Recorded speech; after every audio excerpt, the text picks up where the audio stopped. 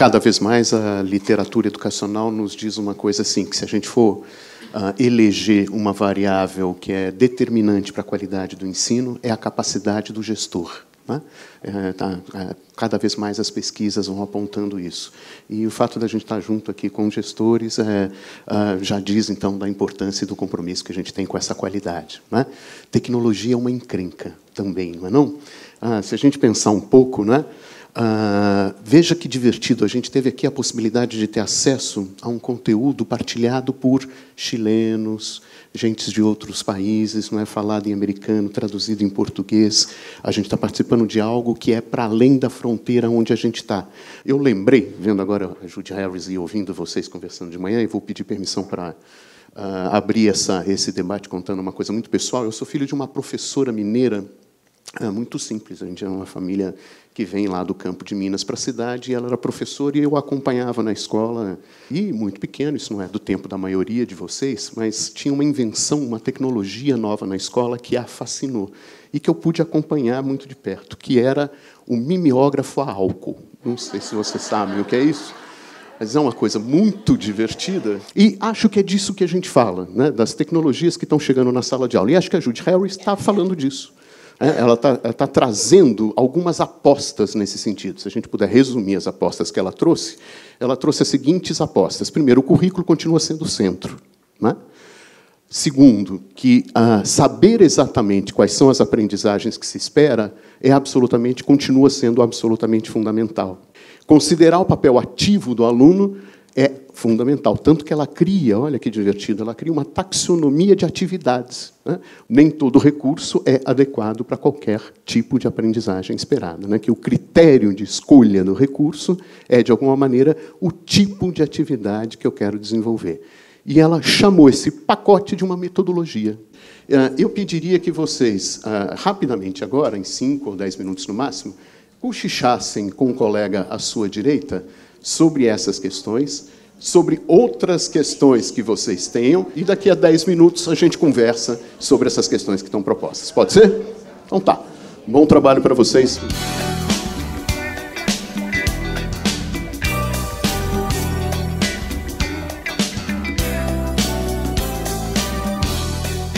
Um tema que surgiu aqui, essa ligação de conteúdo e tecnologia. É bem difícil isso, né? Para se deixar por conta do professor estar fazendo. Nós que temos mais tempo e tal, e não somos desta era, desse tempo, a gente percebe que a gente fez a pergunta, que saberes que realmente precisam acontecer para que ocorram mudanças. E a gente chegou a um consenso que, primeira coisa, eu tenho que mudar a minha atitude e tomar a iniciativa de realmente ser protagonista da minha aprendizagem. Tem professor que, diante da nova tecnologia, prefere ficar naquele e não usa smartphone, tem medo de smartphone e fica a par da tecnologia. Primeiro, tem-se que vencer esse medo, se adaptar, acompanhar, para que não haja um conflito de geração e o professor acabe sendo acuado por alunos. Até onde o professor tem que aprender? Ele tem que saber mais do que o aluno, ou de que maneira essa questão tem que estar posta, não é? Ou como é que ele pode se utilizar dos conhecimentos do aluno também. Eu acho que nós já estamos no caminho, tem alguns ajustes, como tudo na vida, né? Mas eu acho que nós estamos caminhando muito bem. Ainda que você desconheça o recurso tecnológico, você se torna protagonista quando você vai atrás. Se aquilo que eu tenho não me é satisfatório neste momento, eu vou buscar algo que seja. Então, eu me torno o protagonista. E o aluno também, porque ele pode trazer alguma coisa que, puxa, isso não me serve agora, mas pode me servir futuramente. Legal. Agora, para a gente pensar junto, muda o jeito de planejar, porque planejar sempre foi fundamental num contexto educacional comprometido com a intencionalidade da aprendizagem dos alunos, não é? Eu vou utilizar a máquina fotográfica, mas eu não sei utilizar os recursos que ela me oferece. Então, essa formação ela é auxiliada pelos professores orientadores de informática educativa, nos HTPs, nos HTIs, onde o gestor arruma esse espaço. Como, por exemplo, na outra cidade, de 3 HTPs, uma é utilizada para o projeto, para discutir o projeto, ou para fazer formação.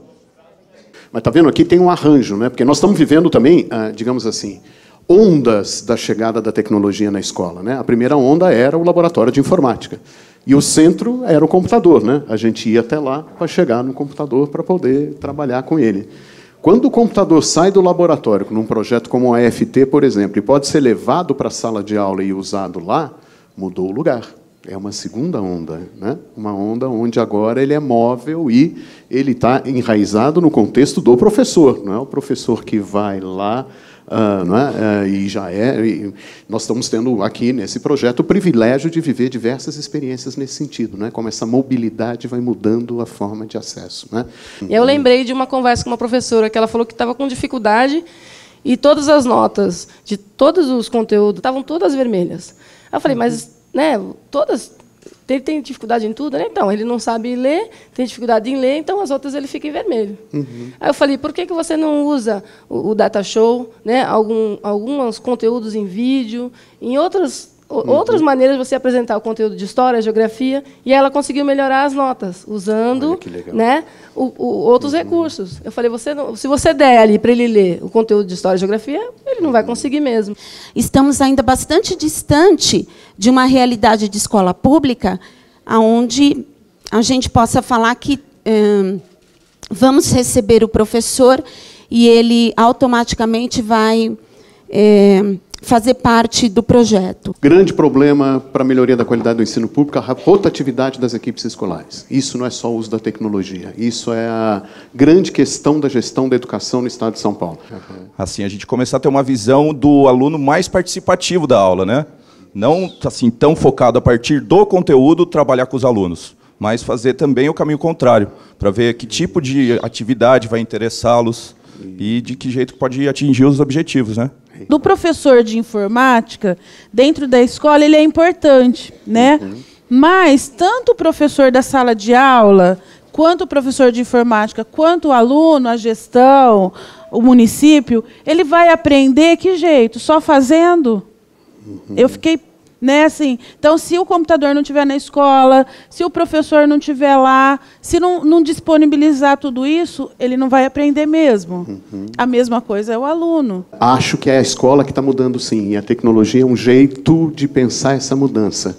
Mas acho que a escola está mudando, ela, do jeito que está, não se aguenta mais em pé, né? O nível de violência, de insatisfação, de adoecimento dos professores, de dificuldades de convívio, né?